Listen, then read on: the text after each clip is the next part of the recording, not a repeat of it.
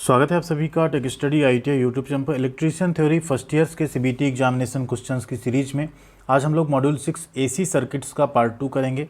इस मॉड्यूल का पहला पार्ट हमने किया था जिसमें टोटल 25 क्वेश्चन कराए गए थे। अभी इसमें टोटल 45 क्वेश्चन है। जो बचे हुए 20 क्वेश्चन हैं उनको आज हम लोग इस पार्ट में करेंगे। ये आपका इलेक्ट्रीशियन फर्स्ट ईयर का क्लास 10 होगा चैनल पे। इसके पहले की अगर 9 क्लासेज आपने नहीं देखी हैं तो डिस्क्रिप्शन में आपको पहले नंबर पे इलेक्ट्रीशियन थ्योरी की प्लेलिस्ट मिल जाएगी। वहाँ से आप जाके उन क्लासेस को ज़रूर देखिएगा। हर एक क्लास में अच्छे से क्वेश्चंस को एक्सप्लेन किया गया है जिससे आप पूरी तरह से समझ पाएंगे उसे। साथ में आपको workshop calculation, drawing and employability skills की भी प्लेलिस्ट मिल जाएगी। उसे भी आप स्टडी कर सकते हैं। वहाँ पे फर्स्ट ईयर का एंड सेकेंड ईयर का भी कोर्स हमने कंप्लीट करवा दिया है। चैनल पर नए तो प्लीज़ सब्सक्राइब करके बेल आइकन को हिट कर लीजिएगा एंड साथ में वीडियो को लाइक और शेयर करना मत भूलिएगा। और आप हमारे साथ टेलीग्राम चैनल पे भी जुड़ सकते हैं। इसी नाम से टेलीग्राम चैनल भी है, उसका भी लिंक डिस्क्रिप्शन में है। वीडियो को अंतिम तक देखिएगा। लास्ट में एक क्वेश्चन हमने आपके लिए रखा है एज अ बोनस क्वेश्चन, जो कि किसी भी एक प्रीवियस पार्ट से हो सकता है। उसका आंसर आपको कमेंट बॉक्स में करना है। जिसका भी कमेंट सही होगा उसमें हम लाइक और रिप्लाई जरूर करेंगे। तो यहाँ पे क्वेश्चन नंबर 26 है इस मॉड्यूल का, AC सर्किट्स का, जो कि आपका फर्स्ट सेमेस्टर का लास्ट मॉड्यूल है। Calculate the apparent power of a star connected 3 phase load if it is connected across 3 phase 415 volt 50 hertz supply at point A PF। Power factor यहाँ दिया है and the phase current is 10 ampere. इतनी चीज़ें यहाँ पे आपको दी हुई हैं। अब आपको निकालना क्या है यहाँ पे, अपैरेंट पावर। पावर 3 तरह की होती है, आप सबको पता ना, एक्टिव, रिएक्टिव और अपैरेंट पावर।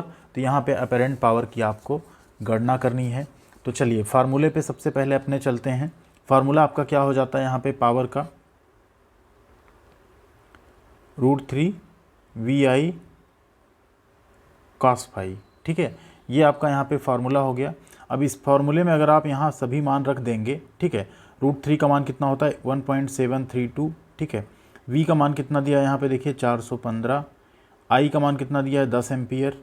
ठीक है, एंड cos φ का मान कितना दिया है 0.8। इतनी चीज़ें आपको यहाँ पे मिल गई। इन सबको जब आप मल्टीप्लाई करेंगे तो आपको मिलेगा यहाँ पे 5750.2।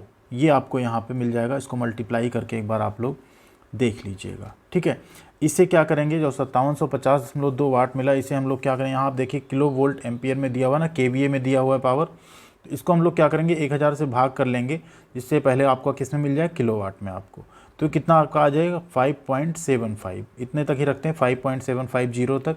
ये आपका हो गया अभी KW। ठीक है, अब एक फार्मूला आपको पता होता है cos φ = P/S।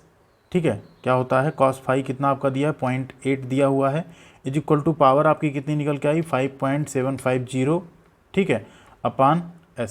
तो S इज इक्वल टू क्या हो जाएगा 5.750 अपॉन 0.8। ठीक है, इसको आप लोग भाग दे के देखिएगा 0.8 से। जब इसे आप भाग देंगे यहाँ पे तो आपको मिलेगा 7.188 kVA। क्या मिल जाएगा 7.188 kVA। तो अपैरेंट पावर आपकी S निकल के आ गई। अपैरेंट पावर को हम लोग S से डिनोट करते हैं, आप सबको पता होगा। तो S का वैल्यू आपका आ गया। यहाँ 2 फार्मूले आपके टोटल लगे। एक सबसे पहले आपने जो पावर निकाली उसमें आपका लगा √3 VI cos φ। ठीक है, दूसरा फार्मूला आपका लगा cos φ = हो जाता है आपका P/S। ठीक है, जिसमें आपने P निकाल लिया था, cos φ आपको फिर से पता ही था, S जो अपैरेंट पावर थी आपने उससे कैलकुलेट कर ली। तो राइट आंसर आपका यहाँ पे आ गया 7.188 kVA। अगला क्वेश्चन यहाँ पे, what the PF power factor if one of the watt meters reading is 0 and the other reads total power in 2 watt meter method of 3 phase power measurement. एक 3 phase power measurement में 2 watt metre विधि में से अगर एक का पाठ्यांक कितना आ रहा है, 0 आ रहा है, तो दूसरे का कुल खपत पाठ्यांक, ठीक है, दूसरा जो है कुल खपत पाठ्यांक है आपका, तो शक्ति गुणांक क्या होगा। तो उस केस में हमने आपको बताया था प्रीवियस पार्ट में, जब एक की रीडिंग 0 हो, ठीक है, और एक ही आपका पूरा पढ़ रहा हो रीडिंग, तो यहाँ पे 0.5 आता है। ठीक है, अगर दोनों की सेम रीडिंग हो, ठीक है, क्या हो, दोनों की रीडिंग सेम हो तो 1 आता है। एक का नेगेटिव एक का पॉजिटिव हो तो क्या आता है आपका 0.5 से भी कम आता है। ठीक, ये सारी चीज़ें आप लोग क्या करिए, याद कर लीजिए। ठीक है,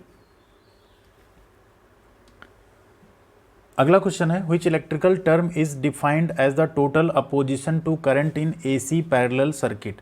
AC पैरेलल सर्किट समांतर परिपथ में धारा के कुल विरोध के रूप में किस विद्युत शब्द को परिभाषित किया जाता है। यहाँ पे जो AC पैरेलल सर्किट की बात हो रही है, अब यहाँ पे ये आप कह सकते हैं प्रतिरोध भी है, लेकिन कुल विरोध के रूप में यहाँ प्रतिरोध नहीं आएगा, क्योंकि यहाँ पे हम इंडक्टिव सर्किट की बात कर रहे हैं। इंडक्टिव कैपेसिटिव इस टाइप की सर्किट होगी, इसमें आपका लैगिंग भी होगा, लीडिंग भी हो सकता है। उस केस में जो आपका कुल विरोध होता है, धारा का कुल विरोध जो होता है, उसे हम लोग परिभाषित करते हैं एडमिटेंस के रूप में। किसके रूप में परिभाषित करते हैं? एडमिटेंस वाई के रूप में, ठीक है, एडमिटेंस वाई, इसको वाई से डिनोट करते हैं। अगर इसके फार्मूले पर हम लोग जाएँ तो ये आपका होता है, जो प्रतिबाधा आपकी होती है जेड, उसका क्या होता है? व्युत्क्रमानुपाती। वाई इक्वल टू क्या होता है? 1/z, विलोमानुपाती या व्युत्क्रमानुपाती आप कह सकते हैं। वाई आपका यहाँ पे क्या है? एडमिटेंस है। अगला क्वेश्चन है, which AC circuit contains the phase relation between voltage V and current I। यहाँ किस एसी परिपथ में वोल्टेज V और करंट I के बीच का जो कला संबंध है वो यहाँ पे आपको बताना है क्या है, ठीक है। ये सर्किट आपको यहाँ पे दिख रहा है, ये वोल्टेज है और ये आपका यहाँ पे क्या है? करंट है। V और I यहाँ पे दिखा रहा है। तो ये कैसी सर्किट है आपकी? ये आपकी है रेजिस्टेंस एंड इंडक्टिव सर्किट है। कैसी सर्किट है? Resistance and inductive circuit. अगले क्वेश्चन पे चलेंगे। क्वेश्चन नंबर 31 है, इन अ 3 phase system if the active power is 4 kilowatt and the apparent power is 5 kVA। देखिए एक्टिव पावर यहाँ किलोवाट में और अपेरेंट पावर क्या है? 5 kVA है। Calculate the reactive power. देखिए रिएक्टिव पावर जो होती है उसे हम kVAR में नापते हैं। किस में नापते हैं? kVAR, यानी R से रिएक्टिव आप यहाँ समझ सकते हैं। तो यहाँ पे क्या दिया? जो सक्रिय शक्ति है 4 किलोवाट है और आभासी शक्ति कितनी है? 5 किलो मतलब kVA आपका यहाँ पे दिया हुआ है। तो इसका एक फार्मूला होता है kVAR, जो आपको निकालना है ना, जिसको हम लोग क्या कह रहे हैं यहाँ पे? Reactive power. उसका फार्मूला होता है अंडर रूट जो kVA है इसका स्क्वायर माइनस KW का स्क्वायर। जस्ट पाइथागोरस थ्योरम की तरह आप इसको समझ सकते हैं। तो kVA का मान कितना है यहाँ पे? 5 का स्क्वायर माइनस 3 का स्क्वायर। 5 25 और 3 त्रिका 9, 25 में से 9 गए, कितना आया? 16। 16 को बाहर ले आएंगे आप अंडर रूट से, क्या आएगा आपका? 4 आएगा, ठीक है। तो यहाँ पे राइट आंसर क्या हो जाएगा? हाँ सॉरी, थोड़ा सा यहाँ पे मिस्टेक हुआ आपका। यहाँ पे 1 मिनट, 3 फेज सिस्टम था, इसमें 4 kW था, जहाँ हमने वो 5 रखा था। 5 का स्क्वायर माइनस 4 का स्क्वायर होगा, 3 का नहीं होगा, सॉरी है। तो यहाँ पे 25 माइनस 16, अब ये कितना आ गया? अंडर रूट 9 आ गया। बाहर कितना आएगा आपका? 3। तो राइट आंसर क्या हो जाएगा आपका? 3 kVAR, ठीक है। यहाँ पे जो आपका रिएक्टिव पावर होगा क्या आ जाएगा? 3 kVAR, यही आपका राइट आंसर होगा। अगला क्वेश्चन है, in which condition resonance will occur in RLC series circuit.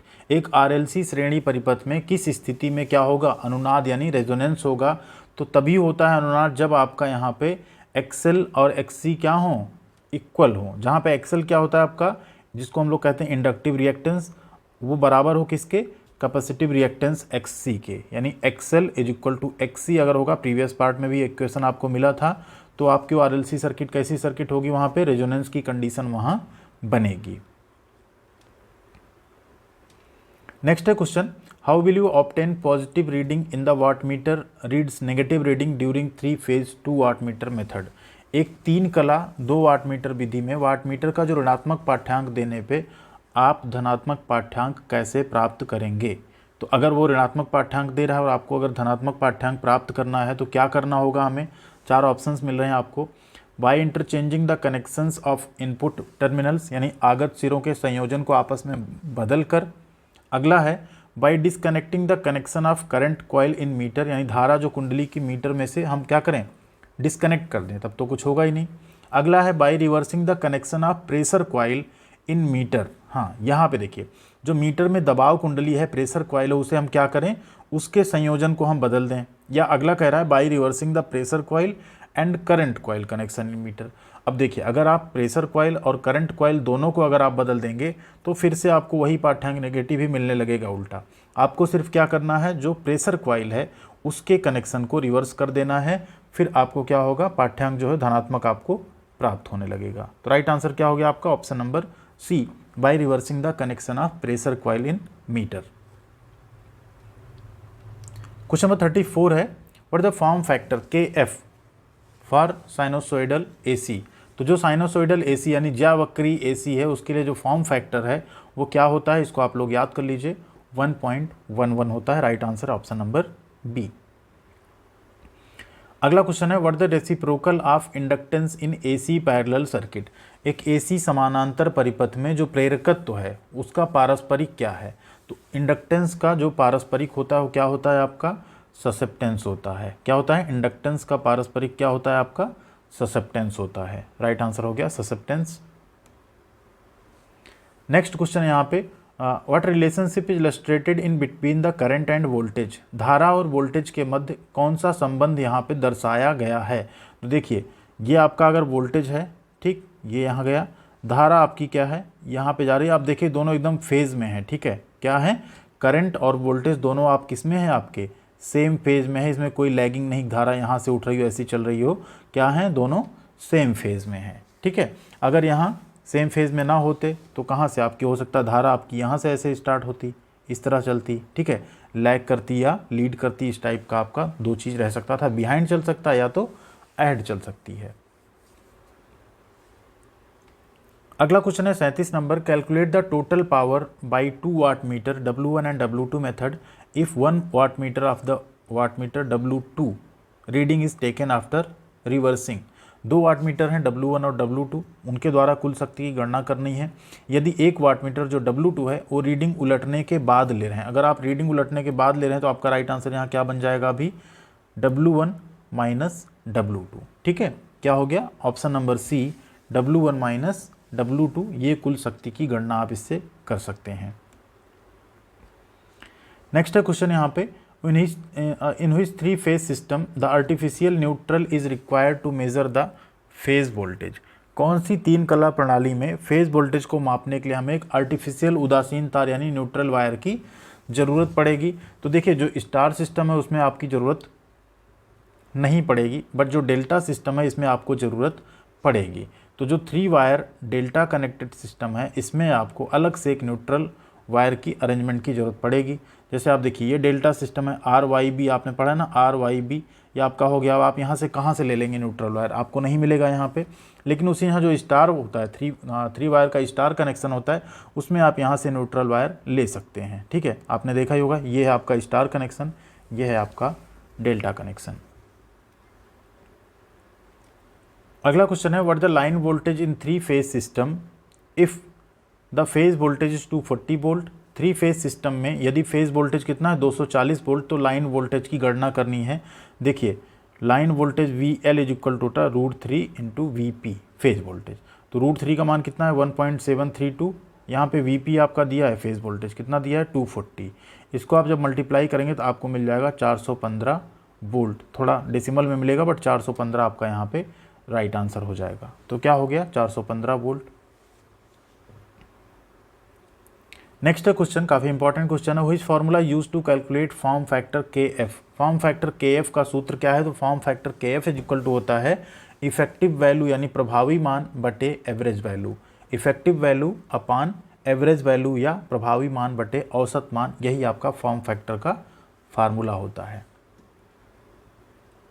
Next है question, which formula use to calculate the impedance Z of a RLC series circuit. अभी पीछे ही बात हो चुकी है, इम्पीडेंस Z अगर आपको निकालना है, प्रीवियस पार्ट में हमने कराया था आपका, ये फार्मूला आपका क्या होता है, Z is equal to √R² plus XL। यहाँ ये जो सिंबल ना आपका ये डिफरेंस का सिंबल है, इसमें XL बड़ा होगा तो XL इधर आ जाएगा, XL माइनस XC हो जाएगा।